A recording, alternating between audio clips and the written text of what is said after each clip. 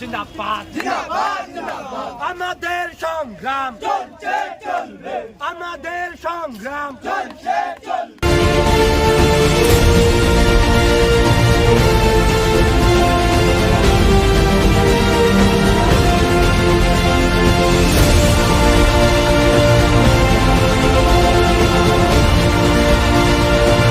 সালে পুলিশি হেফাজতে মৃত্যু 4 গুণ বেড়েছে, 4 গুণ।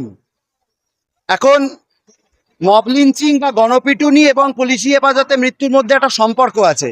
পুলিশ হচ্ছে আইন রক্ষক, আইন রক্ষক হয়ে তারা যদি আইন ভাঙে তাহলে সমাজে মব লিঞ্চিং এর ঘটনা আরো বাড়তে থাকে। অতএব সবার আগে দায়িত্ব হচ্ছে পুলিশের আইনটাকে রক্ষা করা, আইনটাকে নিজের হাতে তুলে আইন ভাঙা নয়।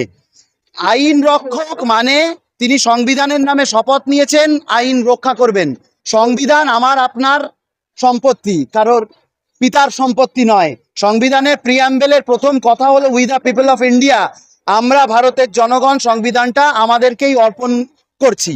অতএব সংবিধানের আওতার বাইরে যদি পুলিশও যায় আইন রক্ষক হয়ে, তাহলে জনগণেরই দায়িত্ব তাকে আইনের আওতায় নিয়ে আসা। সেই কারণেই আমাদের আজকে রাজপথে নামা এবং আইনের শাসন ফিরিয়ে আনা।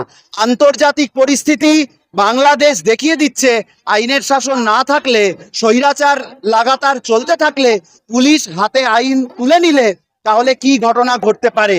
এই জিনিস আমাদের এখানে যাতে না হয়, আমাদের এই